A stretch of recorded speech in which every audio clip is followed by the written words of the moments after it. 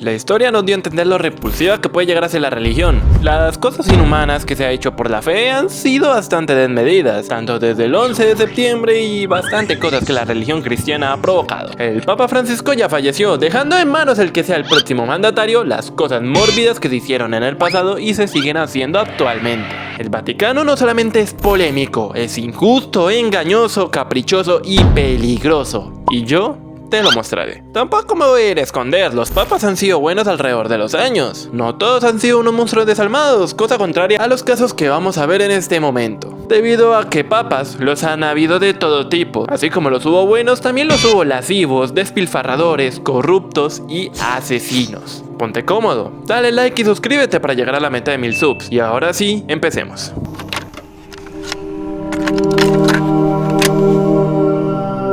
Te preguntarás, ¿qué es un castrati? Es un cantante de iglesia con voz delicada. Ya sabes, los típicos cánticos agudos que se ven en las iglesias o cosas que tienen que ver con la religión cristiana. Contrario a lo que se podría llegar a pensar, los castrati eran hombres, cosa desconcertante debido a la delicada voz que se manejan en estos cánticos. Te voy a explicar por qué pasaba esto y cómo posteriormente se convirtió en un problema. En el siglo XVI, debido a la retrógrada que era la época, las mujeres no tenían ni voz ni voto, así que cantar para una chica era imposible. Se tenía prohibido para las mujeres poder hablar durante las reuniones. Así que no vieron problema con que los chicos pudieran adoptar este papel. Normalmente se le entregaba el papel a los niños lo suficientemente pequeños como para que su voz delicada e infantil pudiera rivalizar contra la voz delicada y angelical de las mujeres. Pero eventualmente pasaba el tiempo y su voz se endurecía debido a los cambios hormonales que pasa el varón. De esta forma, perdiendo la feminidad y la delicadeza de la voz. ¿Cómo se era un castrati? Te preguntarás. Y acá venía el porqué del nombre de castrati. Si tú cantabas bien, varios miembros del Vaticano te seleccionaban, por ende le pagaban a tus padres por tu custodia. Así que quedabas en manos del Vaticano y con ello eras llevado a un conservatorio estricto donde eras posteriormente entrenado. Quitando del hecho de que no solamente tienes que imaginarte los duros entrenamientos y la dureza de los maestros durante la época, porque jaja, estamos en el siglo XVI, sino hay que tener en cuenta el método para que te vuelvas un castrati. Te mencioné que el endurecimiento de la voz era un problema para los castrati. Para evitar esto, habían dos métodos, los cuales se aplicaban en niños desde 7 a 12 años. El primero,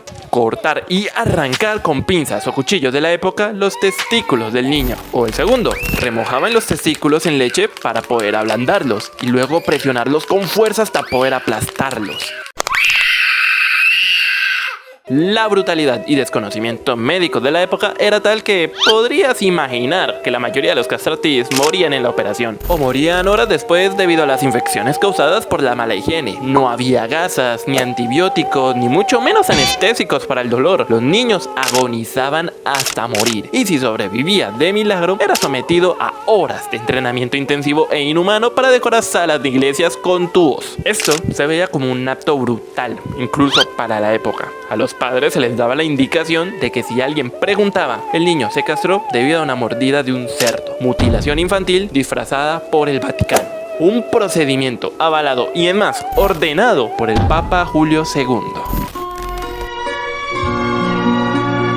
La mafia y la religión suelen relacionarse entre sí. Se les suele atribuir normalmente a que los mafiosos hacen todo bajo la palabra y el perdón del Señor, dándole un toque elegante, sutil e irónico a los crímenes de la mafia italiana. Pero en el Vaticano es un poco más extremo. Ha habido registros de alianza y colaboración con mafias italianas, la Cosa Nostra siciliana, la 'Ndrangheta calabresa y la Camorra napolitana. Son conexiones más allá de teorías conspirativas. Hechos documentados, investigaciones judiciales y muertes sospechosas que han reforzado las acusaciones. Por lo que se acusa de culpable al Vaticano es nada más que lavado de dinero. Dinero que tiene origen de casos de extorsión, prostitución, secuestro y sicariato. Y cualquier otra cosa que se te ocurra que pueda ser una mafia italiana. Tommaso Busquetta fue uno de los arrepentidos de la mafia y afirmó en su momento que el Vaticano fue canal para lavar dinero de la Cosa Nostra, especialmente entre los años 70 y los 80, donde la mafia italiana tenía más su auge, haciendo pasar el dinero que venía de tráfico y matanzas por organizaciones caritativas administrativas, una fachada para mover dinero sucio. Además, la muerte de Juan Pablo I con apenas 30 días de mandato como papa, se sospecha que fue un ajuste de cuentas, ya que lo vieron como un cabo suelto. ¿Esto por qué? Te imaginarás. Pues don Juan Pablo I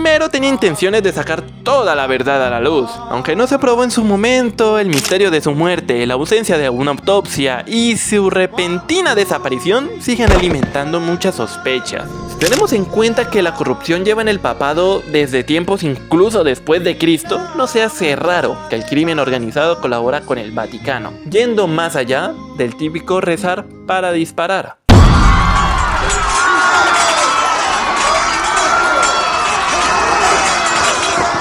Quien no conoce su historia está condenado a repetirla.